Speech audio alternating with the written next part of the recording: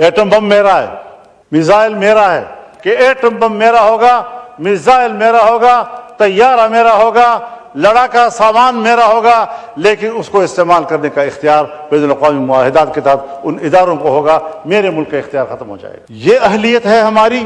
کون فیصلے کرتا ہے؟ کہاں فیصلے کیے جاتے ہیں؟ ذمہ دار تو کل پاکستان ہوگا۔ کوئی نظریاتی سیاست موجود نہیں ہے، خاص اسٹیبلشمنٹ وہ بند کمروں میں اور اپنے محلات میں جو چاہے فیصلہ کرتے ہیں، اور حکومت کو ان کے فیصلوں پر انگوٹھا لگانا پڑتا ہے۔ میرے علاقے میں ایسے ایریاز ہیں جس کو فوج نے بھی خالی کر دیا ہے، پولیس تو خالی کر چکی تھی۔ بتا دوں آپ کو، ایوان کو بتانا چاہتا ہوں، وہ علاقے کہ جو پولیس تو خالی کر چکی تھی لیکن فوج بھی خالی کر چکی ہے، اور اب تو آئی ایم ایف اس حد تک آگے چلا گیا کہ وہ حکومت سے بات کرنے کی بجائے وہ عدلیہ سے مل رہا ہے اور عدلیہ سے بات کر رہا ہے۔ آئی ایم ایف کا ہمارے ملک کے عدلیہ سے کیا سروکار ہے؟ میں تو اکیلا آدمی تھا، اپنی انڈیویجول حیثیت میں گیا تھا، اس کے بعد تو اسٹیٹ ٹو اسٹیٹ معاملات ہونے تھے، اداروں نے معاملات کو آگے چلانا تھا۔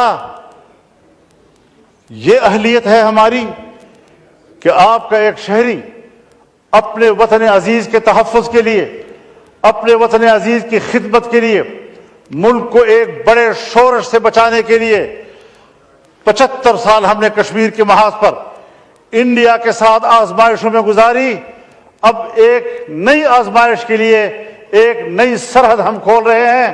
ہم نے اس تصور میں وطن عزیز کی مٹی کے ساتھ وفاداری نبھاتے ہوئے اس کے لیے سہولت پیدا کرنے کی کوشش کی، لیکن میری ریاست کے کرتا دھرتا اتنے نااہل ثابت ہوئے کہ وہ کیے کرائے کام کو بھی نبھا نہ سکے۔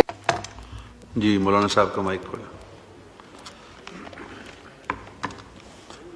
جناب اسپیکر، میں آپ کی وساطت سے ایوان کی توجہ اس جانب مبذول کرانا چاہتا ہوں کہ ملک کو مزید آزمائشوں کی طرف نہ دھکیلا جائے۔ یہ ملک نئی آزمائشوں کا متحمل نہیں ہے۔ پالیسیاں سیاستدانوں کے حوالے کی جائیں، مذاکرات کا راستہ اختیار کیا جائے، غلط فہمیاں دور کی جائیں، ہر قدم جنگ کی طرف بڑھانے کی بجائے ہماری شناخت یہ ہونی چاہیے کہ ہمارا ہر قدم امن کی طرف بڑھ رہا ہے۔ دوسرے کو مورد الزام ٹھہرانا بہت آسان ہے، لیکن اپنی ذمہ داریاں نبھانا وہ کوئی آسان کام نہیں ہے، اس کی طرف ہمیں متوجہ ہونا ہوگا۔ آج ایک نوآبادیاتی نظام سے تو ہم نکلے، جنگ عظیم اول، جنگ عظیم دوم، اور جنگ عظیم دوم کے بعد باقاعدہ نوآبادیات کا رواج تو ختم ہوا، لیکن عالمی قوتوں نے ترقی پذیر ممالک اور غریب ممالک کو غلام بنانے کا ایک نیا طریقہ نکالا۔ ان کو سیاسی لحاظ سے غلام بنانا، ان کو اقتصادی لحاظ سے غلام بنانا، انہیں دفاعی لحاظ سے غلام بنانا، یہ ان کا وتیرہ رہا۔ ہمارے فیصلے سلامتی کونسل میں ہوتے ہیں، بین الاقوامی انسانی حقوق کنونشن میں ہوتے ہیں، اقوام متحدہ کی انسانی حقوق کمیٹیوں میں ہوتے ہیں، اور اگر وہ ایک فیصلہ کر لیں تو پھر ان کا فیصلہ ہمارے ہاں مؤثر ہوگا، اور ہمارے اپنے ملک کا آئین اور قانون غیر مؤثر ہو جاتا ہے۔ کیا یہ حقائق نہیں ہے؟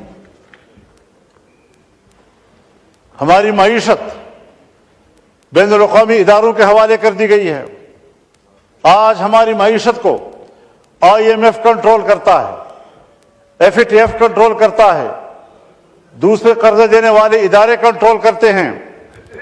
ہمیں ایک طرف قرض میں جکڑا جا رہا ہے اور دوسری طرف ہم پر پریشر ڈالے جا رہے ہیں۔ آئے روز آئی ایم ایف کا وفد آ رہا ہے اور پھر ہمیں بلا رہا ہے، اور اب تو آئی ایم ایف اس حد تک آگے چلا گیا کہ وہ حکومت سے بات کرنے کی بجائے وہ عدلیہ سے مل رہا ہے اور عدلیہ سے بات کر رہا ہے۔ IMF کا ہمارے ملک کے عدلیہ سے کیا سروکار ہے؟ ہمارے ملک میں آج IMF آ رہا ہے اور سپریم کورٹ بار ایسوسی ایشن کی قیادت کے ساتھ مل رہا ہے۔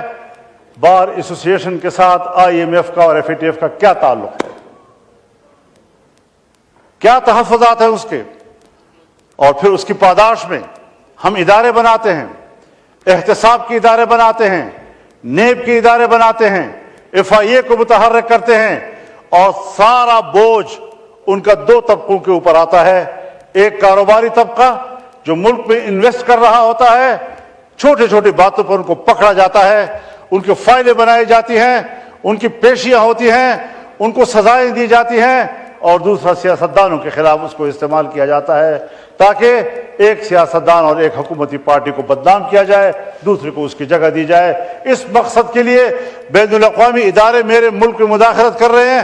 نتیجہ کیا نکلتا ہے کہ میرا پاکستانی سرمایہ کار اپنا سرمایہ لے کر مغرب میں چلا جاتا ہے، پیسہ میرے نظام سے تنگ آ کر وہ اپنا پیسہ منتقل کرتا ہے یورپ کی طرف، اور میرے پیسے پر یورپ کاروبار اور تجارت کر رہا ہوتا ہے۔ تو یہ وہی بات ہوئی کہ انڈیا کا پیسہ انگریز لے گیا، اس نے اپنا انگلستان کو آباد کیا اور ہمیں بھکارا چھوڑ دیا۔ اس نے دفاعی معاملات پہ جائیں، حضرت ایٹم بم میرا ہے،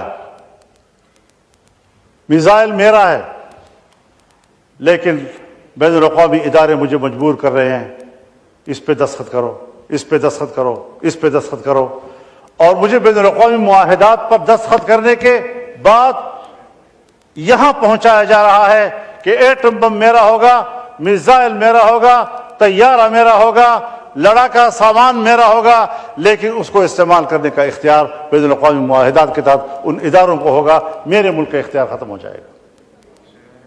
اس چیز میں پوری قوم مبتلا ہے۔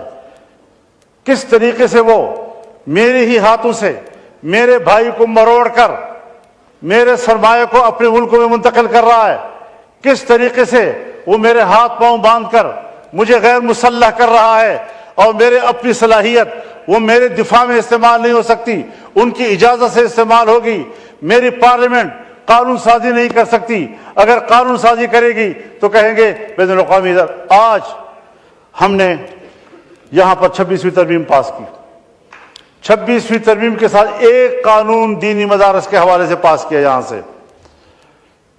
جناب صدر مملکت نے جو دوسرا خط بھیجا ہے پارلیمنٹ کی طرف، اسپیکر صاحب کی طرف، اس پہ اس نے واضح طور پر کہا ہے کہ دینی مدارس کی رجسٹریشن یا دینی مدارس کے بینک اکاؤنٹس کا یہ قانون یہ بین الاقوامی اداروں کے لیے تحفظ کا باعث بن سکتا ہے، ان کی پریشانی کا باعث بن سکتا ہے۔ ہمیں بین الاقوامی اداروں کی رعایت قبول، لیکن اپنے ملک کے اندر ایک طبقے کو ہمیشہ اپنے مقابلے میں متصادم رکھنا ہے، اپنے ملک کے شہری کو میں نے پریشان رکھنا ہے۔ آج قانون پاس ہو چکا ہے، ایکٹ بن چکا ہے، گزٹ ہو چکا ہے اس کا۔ پارلیمنٹ سے ایک قانون پاس ہو جائے تو پھر صوبائی اسمبلی میں قانون سازی ہوتی ہے۔ ابھی تک کوئی صوبائی اسمبلی میں قانون سازی نہیں ہو رہی۔ فیڈرل گورنمنٹ نے اپروچ ہی نہیں کیا آج تک کسی ایک صوبائی اسمبلی کو۔ میری پارلیمنٹ نے اپروچ ہی نہیں کیا کسی صوبائی اسمبلی کو کہ یہ قانون یہاں سے پاس ہو گیا ہے، مزید قانون سازی جو ہے صوبائی سطح پر وہ آپ کی ذمہ داری بنتی ہے۔ تو کیا کریں؟ ہر بات کے لیے سڑکوں پہ آئیں، ہر بات کے لیے گھیراؤ جلاؤ کی سیاست کریں، ہر بات کے لیے ہم وزیر اعلیٰ ہاؤس کا گھیراؤ کریں، پارلیمنٹ کا گھیراؤ کریں، اسمبلیوں کا گھیراؤ کریں۔ اسی لیے آپ نے قوم کو چھوڑ دیا اور اپنے ملک کو چھوڑ دیا ہے۔